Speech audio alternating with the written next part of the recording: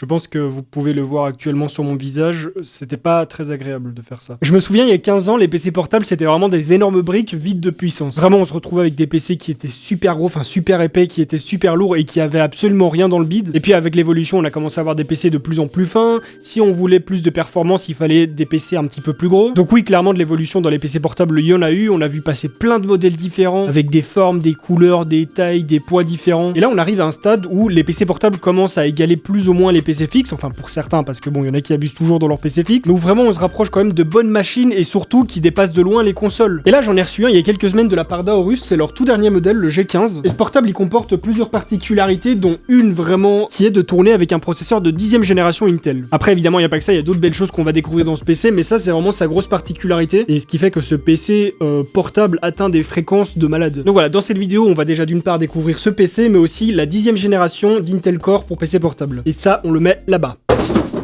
Ah bah merde, le PC. Mais non.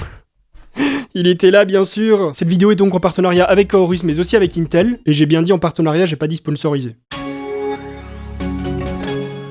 Dans un premier temps, ce PC on l'impose de par son style. Un look gamer mais à la fois sobre et professionnel, c'est un avantage parce que du coup, vous pourrez le prendre un petit peu partout sans vous faire trop remarquer. Certes, il y a des détails qui ne trompent pas, ce PC a été fait pour avoir un look gamer mais tout en restant simple et discret. Son gris métallisé change du noir qu'on a l'habitude de voir sur les autres PC gamers et ça je trouve que c'est un bon point, c'est rafraîchissant. Et en même temps, ça donne un bon contraste avec le clavier et le rétroéclairage qu'il propose. Il y a énormément de détails sur l'armature du PC qui lui donnent beaucoup de gueule, notamment les bouches d'aération, que ce soit celles qui se trouvent sur la tranche du PC à l'arrière, sur les côtés ou encore en dessous de l'écran, tous ont une forme un petit peu particulière qui est inspirée sur les voitures de sport. Comme d'habitude sur le dessus du PC, donc au dos de l'écran, on va retrouver le logo de la marque qui est rétroéclairé. Et d'ailleurs en parlant de l'écran, mes amis, c'est l'une des particularités assez violentes sur ce PC. Un écran assez ordinaire d'un premier point de vue puisqu'il s'agit d'un écran 15 pouces Full HD d'un temps de réponse de 3 ms, mais son énorme particularité, ce qui en fait vraiment un écran très spécial et que je pense que beaucoup de gamers vont apprécier, c'est que son taux de rafraîchissement peut monter jusqu'à 240 Hz. Donc ça pour certains jeux en mode compétitif, ça va être super intéressant. Du coup on va revenir sur l'écran un petit peu plus tard dans la vidéo pour les benches. Deuxième point assez prononcé sur ce PC, le clavier. Un clavier qui lui aussi est spécial puisqu'il s'agit d'un clavier mécanique, chose qu'on ne voit pas régulièrement sur des PC portables. Il s'agit donc d'un clavier mécanique avec des switches home run low profile. Leur point d'actionnement est de 1,6 mm,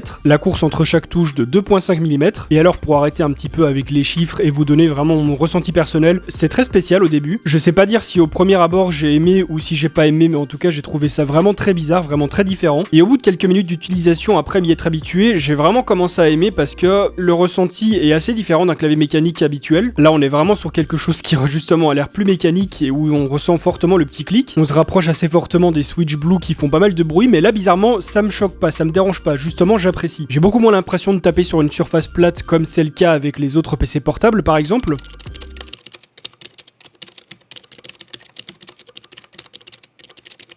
Et ouais, là du coup, en jeu, j'ai vraiment l'impression d'avoir un clavier gamer entre les mains, c'est vraiment super agréable. En plus de ça, le petit rétroéclairage RGB qui fait plaisir, qui est bien mignon. Vraiment, ce clavier, c'est je pense le point que j'apprécie le plus sur ce PC portable. Certes, l'écran 240 Hz, c'est vraiment très impressionnant aussi, mais je pense que ce qui m'impressionne le plus et ce que je kiffe le plus sur ce PC portable, c'est son clavier mécanique. Au-dessus de ce clavier, on va donc retrouver l'une des aérations principales de ce PC. Et il faut savoir que du coup, pour la ventilation, on est sur un système Windforce Infinity. On a au total 4 sorties d'aération, l'une qui se trouve donc, comme je l'ai dit, sur le dessus du clavier, 2 qui se trouve sur chaque côté du châssis et une à l'arrière. Pour le processeur, on est sur un i7 10875H, donc un tout nouveau processeur de la 10e génération Intel Core. Il possède 8 cœurs physiques et 16 threads qui peuvent monter jusqu'à une fréquence de 5.10 GHz, c'est énorme pour un PC portable. C'est un processeur qui est totalement capable d'assumer du gaming et du multitâche. Ça veut dire que vous allez pouvoir streamer avec, vous allez pouvoir faire du montage. Le PC possède 16 Go de RAM en DDR4 et peut monter jusqu'à 64. Et du coup, étant donné qu'on nous a mis un gros processeur et de la grosse RAM, bah il fallait partir sur une grosse carte graphique. Et donc ce qu'ils nous ont mis, c'est une RTX Super 2070 de chez Nvidia. Du coup, non seulement ce PC envoie de grosses perfs, mais en plus de ça, on va pouvoir profiter du ray tracing couplé au DLSS. Et là, il y a certains qui sont en train de se dire, mais Discover ID, ce PC est portable, et pourtant, il est meilleur que mon PC fixe. Et moi, j'ai envie de vous répondre, bah écoutez, oui, c'est comme ça, c'est la vie. C'est Aorus qui ont mis le paquet sur ce PC portable. Et là, du coup, vous allez encore une fois dire, mais Discover ID, un clavier mécanique à switch home run, un écran de 240 Hz, un i7 de 10e génération et une RTX 2070 Super, mais l'autonomie de ton PC, elle va s'élever à 20 minutes? Eh bien, pas du tout, puisque sachez que ce PC peut monter jusqu'à 8 heures d'autonomie. Après, pour se rapprocher un maximum des 8 heures, je pense qu'il faudra quand même faire des concessions,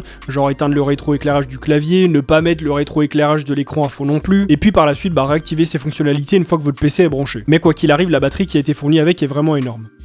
On a Aorus Control Center ici qui nous permet d'afficher les perfs du PC. On a tout ce qui est utilisation CPU, GPU et mémoire. Affichage du nom des composants, la vitesse à laquelle tournent les ventilateurs, l'espace utilisé dans le disque dur. On a tout le panneau de contrôle habituel qu'on a avec Aorus Control Center. Genre on a Fusion ici pour changer le RGB du clavier. Et évidemment Smart Utility qui affiche tous les drivers et les versions et même les updates. Ça c'est vraiment cool ce qu'ils ont fait à Aorus à ce niveau-là. Et là on a un petit raccourci pour augmenter la puissance des ventilateurs.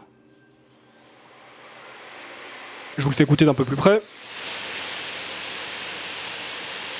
Et du coup, quand on fait ça, les ventilateurs passent de environ 2200 tours minute à un peu plus de 5500. Donc si vous sentez que le PC il chauffe un petit peu trop pendant que vous êtes en jeu ou autre forte utilisation, bah vous l'activez et il expulse un maximum. Après, ça fait beaucoup de bruit, mais c'est normal. Même un PC fixe ferait autant de bruit avec une vitesse d'utilisation pareille. Autre petit point sympa, ce PC dispose d'une webcam. Elle est vraiment minuscule. D'un premier point de vue, je pense que beaucoup ne comprendraient pas qu'il s'agit d'une webcam. Et alors pour les plus parano d'entre nous, à Aorus, on pensait à tout puisqu'ils l'ont équipé d'un petit système de cache qui est très facile et avec lequel bah, vous pourrez camoufler la webcam. Et ça, c'est plutôt pas mal. Aorus, c'est bien pensé. En ce qui concerne les connectiques, ce PC dispose de 3 ports USB 3.2, un port Thunderbolt, un port HDMI 2.0 et un mini DP 1.4, un port jack 3.5 pour casque micro, un port Ethernet bien évidemment, et alors un lecteur de carte UHS 2. Ah oui, au passage, j'ai oublié d'en parler, mais il dispose de la technologie Pantone qui va être en charge de tout ce qui est colorimétrie de l'écran. Il y a vraiment de très belles couleurs sur cet écran. Mais vraiment, moi, le point sur lequel je suis resté et qui m'impressionne vraiment à fond sur ce PC, c'est le clavier. Les autres claviers mécaniques qu'on a pu voir sur PC portable, c'était de vrais claviers, c'était vraiment des claviers avec des vrais switches. Du coup, c'était pas super agréable, c'était un petit peu disproportionné, c'était pas très beau, pas très esthétique. Or que là, c'est vraiment un clavier de PC portable, sauf que les switches sont mécaniques, ce sont des switches home run, des switches qui sont généralement utilisés pour les souris. Bah là, ils ont bossé sur des switches pour clavier mécanique et franchement, le rendu est top, je trouve ça vraiment génial. Donc en gros, moi, ce que j'en pense de ce PC en toute honnêteté, c'est que déjà, bah, c'est un bon condensé de technologies super intéressantes. Je veux dire, quand même, un écran 240 Hz, même si c'est pas nouveau, il y en a d'autres, c'est vrai,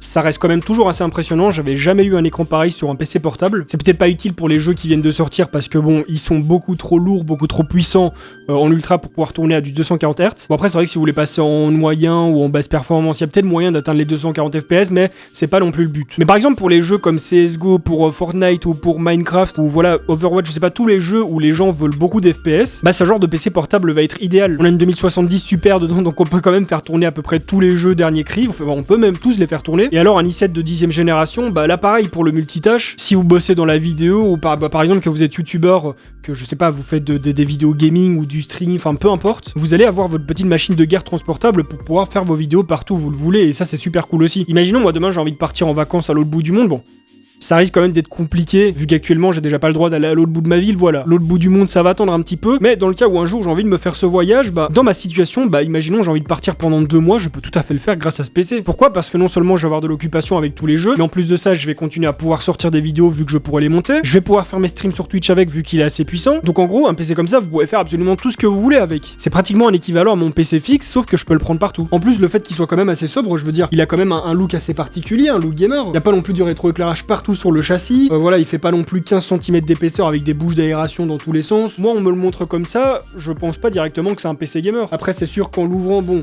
on a le clavier qui est RGB, en plus de ça, il est mécanique. Et malgré ça, même si je le mets en face de quelqu'un comme ça, il va pas dire ouais, c'est un PC gamer, ça se voit. Évidemment, quand il va voir le logo Aorus, bah là, il va s'en douter, mais autrement, c'est un PC qui reste quand même très sobre. Il est très très joli, très design, mais il est très sobre. Et ça, c'est quelque chose qui me plaît et qui est important pour un PC portable, je trouve. Mais donc, ouais, voilà, une belle petite machine qui est vendue, il me semble, au prix de 1899 €. C'est certes une somme qui est assez grosse, mais comparé à d'autres PC portables, ça va. Moi, mon PC portable à moi, dedans, il y a aussi un i7 de 9ème génération, je pense.